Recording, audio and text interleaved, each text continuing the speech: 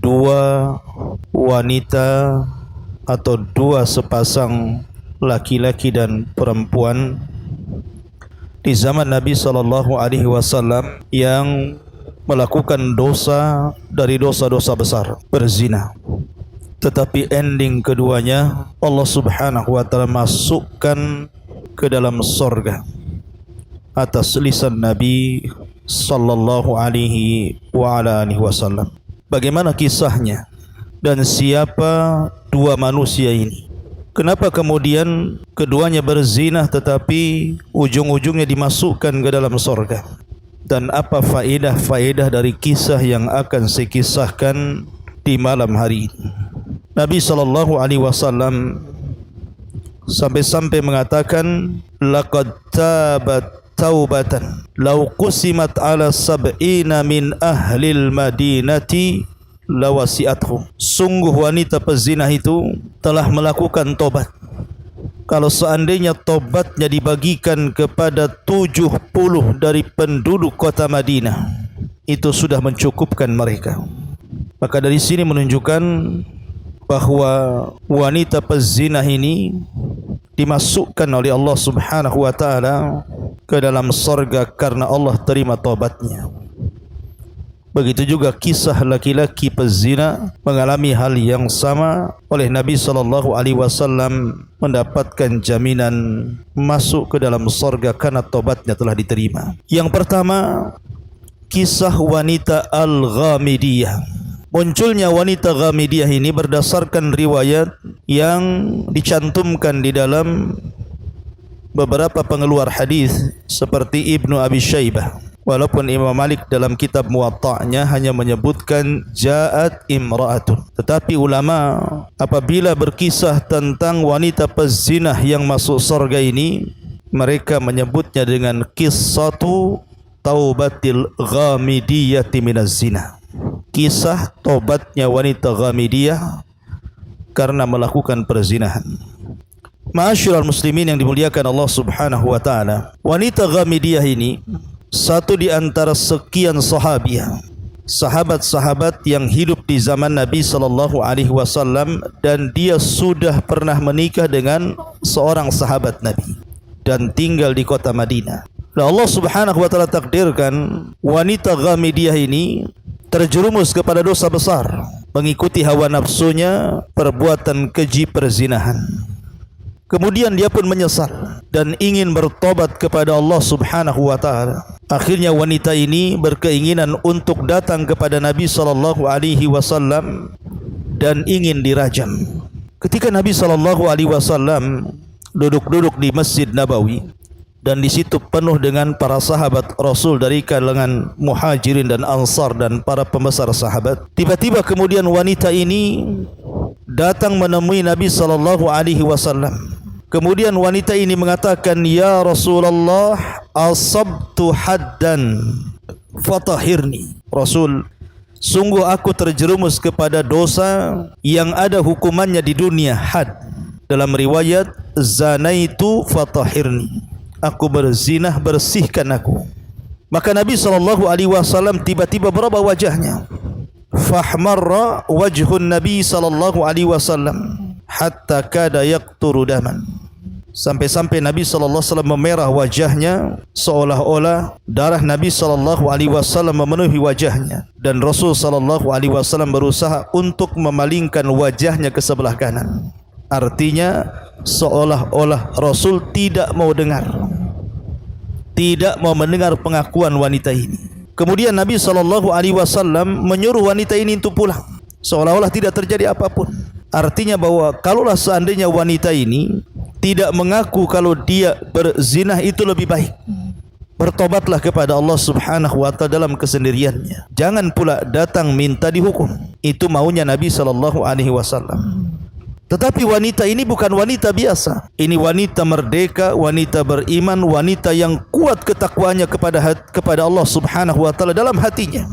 Sehingga wanita ini terus mengulang-ulang dan mengatakan, ya Rasulullah, asabtu haddan fatahhirni, zanaitu fatahhirni, aku sudah berzina Rasul, bersihkan aku. Maka akhirnya Nabi SAW memerintahkan wanita ini untuk pulang, tapi tidak mau pulang. Ketika Nabi SAW mengetahui wanita ini tidak pulang, apalagi wanita ini bersumpah dan mengatakan, fa wallahi inni la hubla ya Rasulullah, Rasul, aku telah hamil karena perzinahan ini. Ketika mendengar wanita ini hamil, maka ada alasan Nabi SAW untuk menyuruh wanita ini pulang dan mengatakan, fadhhabi hatta talidi, sebaiknya kau pulang sampai kau melahirkan putramu ini. Sebenarnya wanita ini kalau tidak balik lagi menghadap Nabi SAW setelah melahirkan bayinya, kemudian bertobat, itu sudah cukup dan tidak mungkin dicari Nabi dan juga para sahabat. Tapi sekali lagi wanita ini kuat imannya. Maka ketika betul-betul sudah melahirkan, dibawanya wanita ini bayi tersebut dalam gendongannya, kemudian menghadap Nabi SAW dan mengatakan, Rasul, aku sudah melahirkan bayinya, lihat bayinya, aku sekarang ingin bertobat, tolong rajam diriku. Maka Nabi SAW kedua kalinya mengatakan, idhabi fardi'ihi hatta taftimihi, sebaiknya kau pulang, besarkan dulu bayimu. Kalau engkau dirajam kemudian mati, siapa yang akan merawat bayimu? Siapa yang akan menyusui bayimu? Sebaiknya kau pulang, susui dulu bayimu selama 2 tahun sempurna, baru kau balik lagi. Rasul memberikan kesempatan kedua untuk bertobat wanita ini tanpa harus dirajam. Lihat bagaimana indahnya Islam.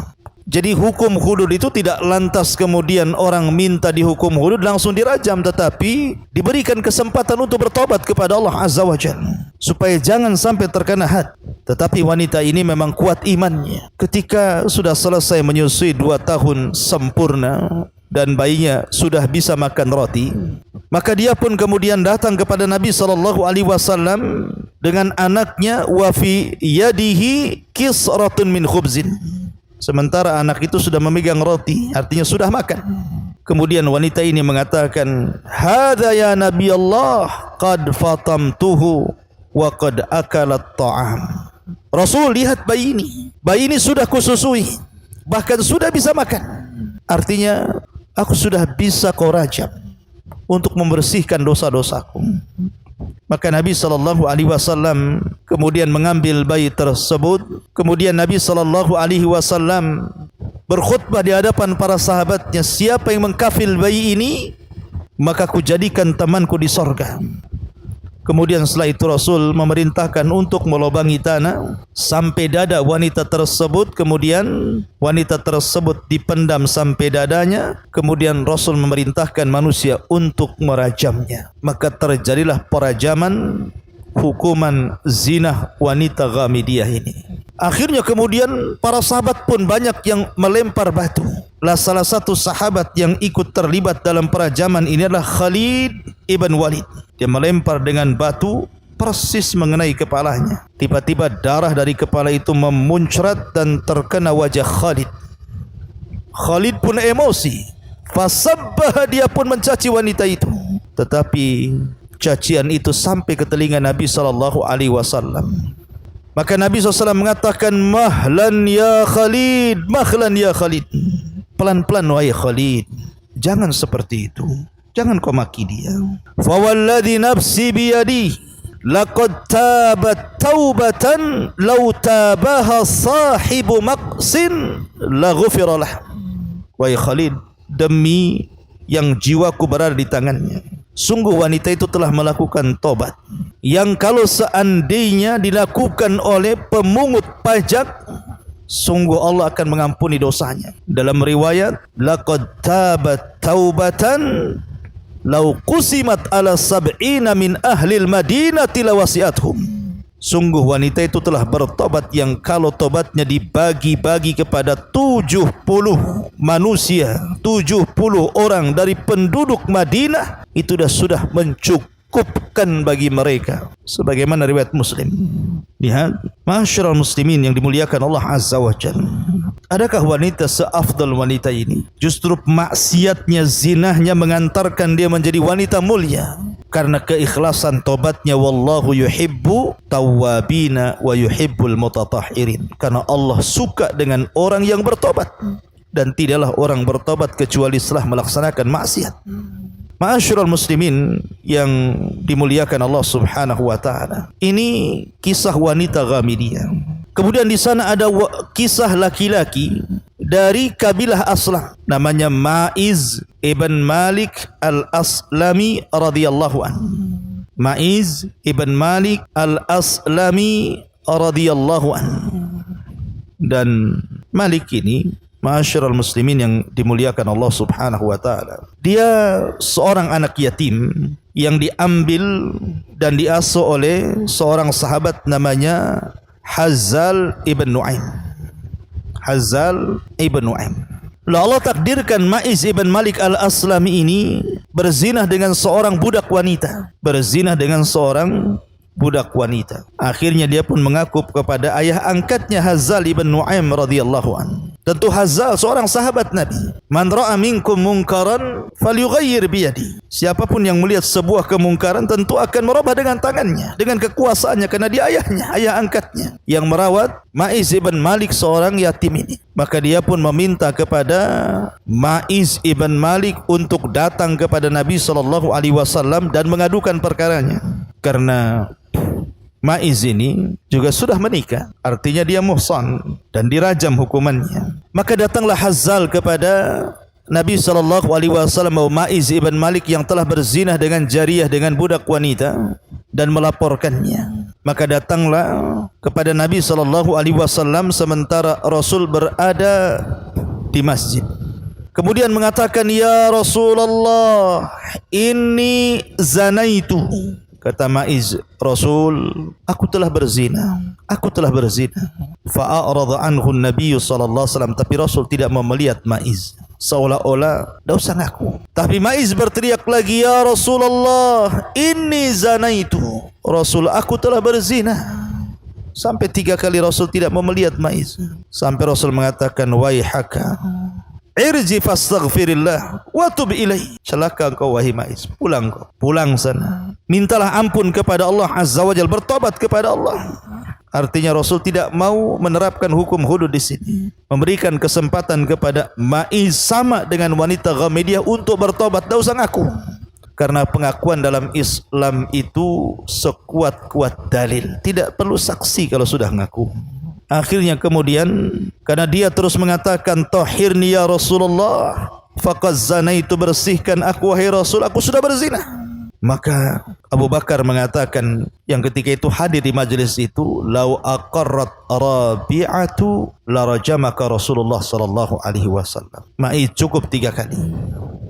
Kalau keempat kalinya kau mengatakan zanaitu fatahhirni, Rasul akan merajam kamu. Tetapi Ma'iz tidak peduli dengan ucapan Abu Bakar, enggak peduli dia. Maka dia pun mengatakan, ya Rasulullah, zanaitu fatahhirni. Rasul, aku sudah berzinah, bersihkan aku. Ini sudah 4 kali dia ngomong seperti itu.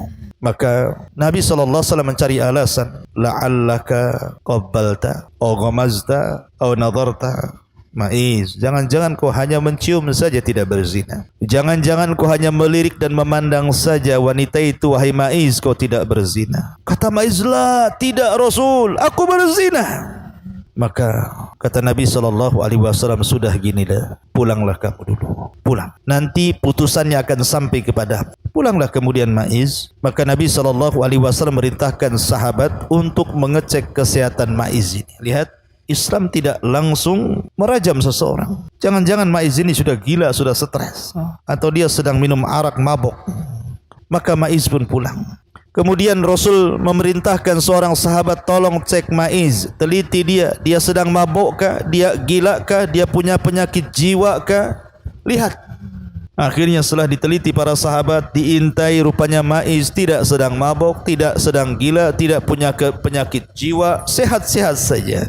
Memang dia datang kepada Rasul ingin membersihkan jiwanya, ingin bertobat kepada Allah Azza wa Jalla. Akhirnya kemudian setelah itu Ma'iz datang kepada Nabi SAW kembali dan mengatakan, gimana Rasul, layakkah aku diberikan hukuman? Maka akhirnya kemudian Ma'iz pun dirajam oleh Nabi SAW dan para sahabatnya. Dibuatkan lubang sedada, kemudian diletakkan di lubang tersebut satu dada, kemudian dipendam. Mulailah para sahabat Nabi SAW melempari maiz dengan batu.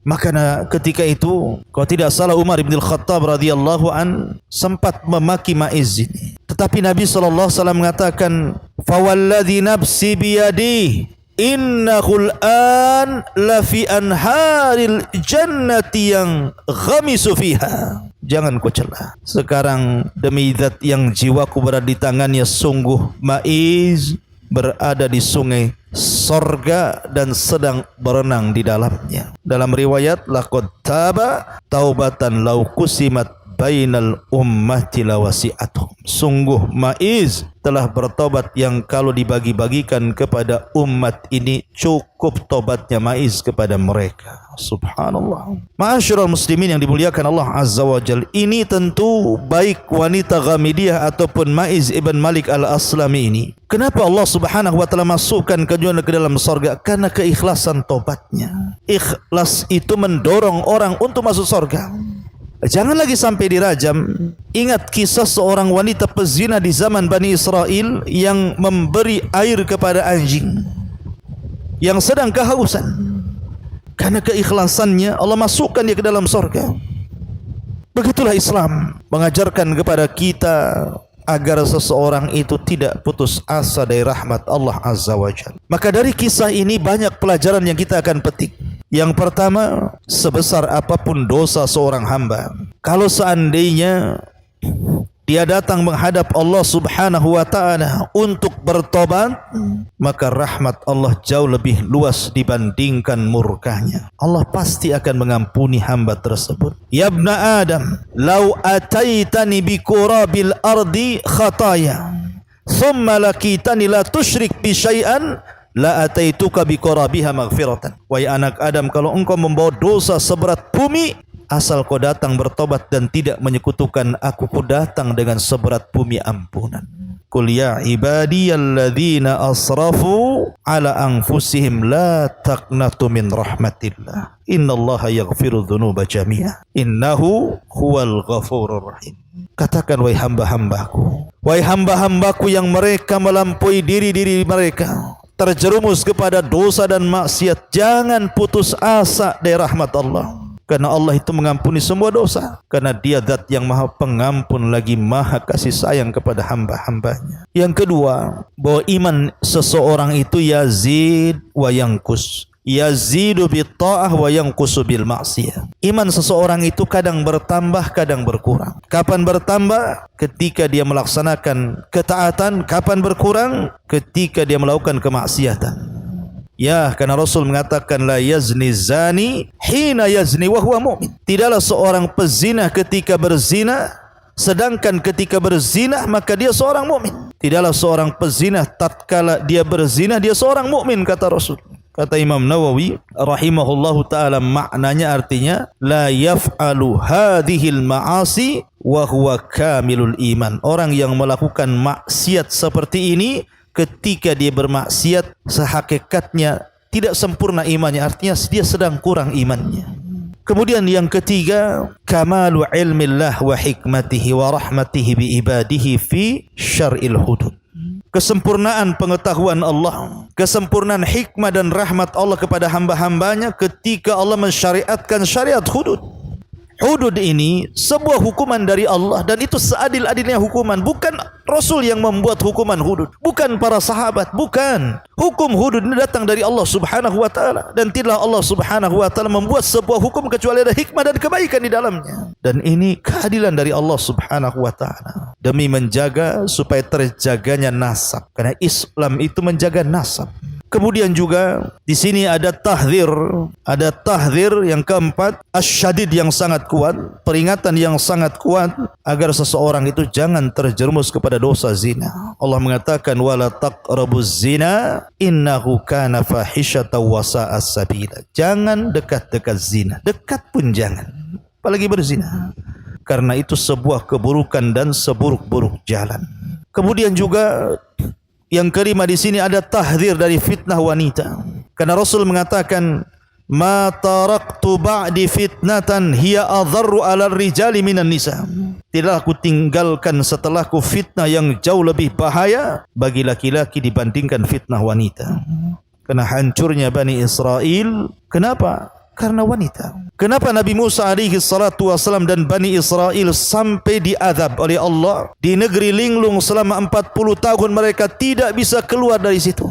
Ada yang mengatakan salah satu penyebabnya, walaupun banyak versi, karena kisah Bal'am ibn Ba'ur. Ada yang mengatakan azabnya bukan diletakkan di negeri linglung, tetapi disebarnya penyakit taun, penyakit yang mematikan.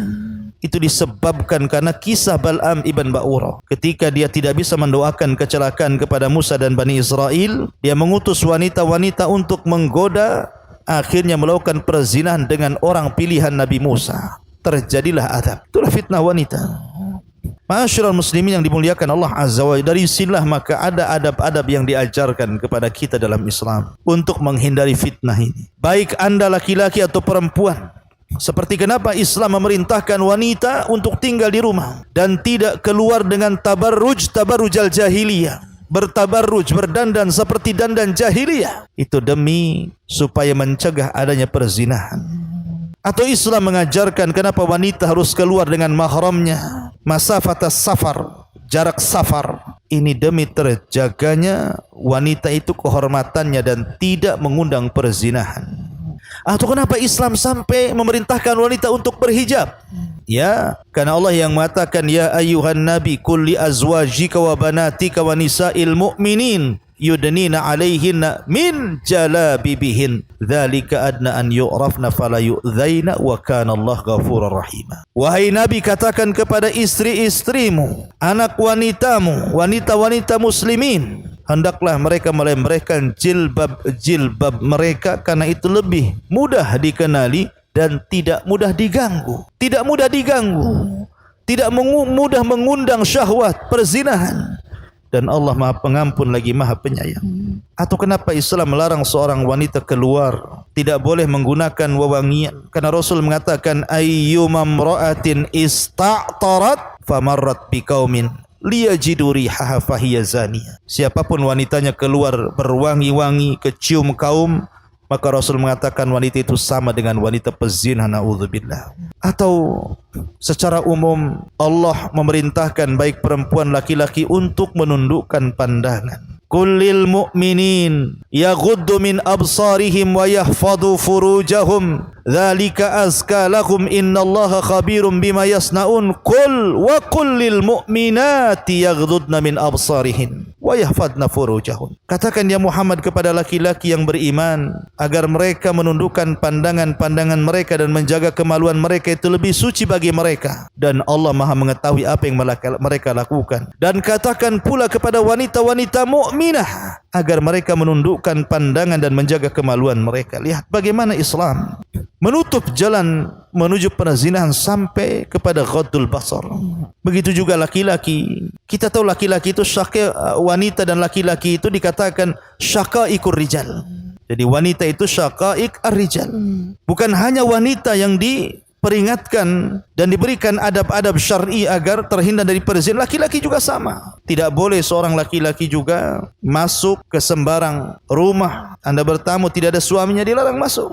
Bahkan memasukkan wanita ajnabi ke dalam rumahnya pun tidak boleh, kecuali karena sebuah hajat yang mendesak atau karena ada mahramnya. Tidak boleh berkhalwah, berdua-duaan, termasuk juga musafahah, bersalaman dengan wanita yang bukan mahramnya, dan begitu seterusnya. Artinya bahwa sedemikian tingginya Islam sehingga Allah Subhanahu wa taala membahasakan jangan dekat-dekat zina, apapun wasilah menuju perzinahan tutup serapat-rapat. Ma'asyiral muslimin yang dimuliakan Allah Subhanahu wa taala, inilah faedah dari kisah seorang wanita Ghamidiyah yang berzina dan seorang laki-laki Ma'iz ibn Malik al-Aslami radhiyallahu anhu wa radhiyallahu anha. Subhanakallahumma wa bihamdika asyhadu an la ilaha illa anta astaghfiruka wa atubu ilaik. Allahu ta'ala alam. Assalamualaikum warahmatullahi wabarakatuh.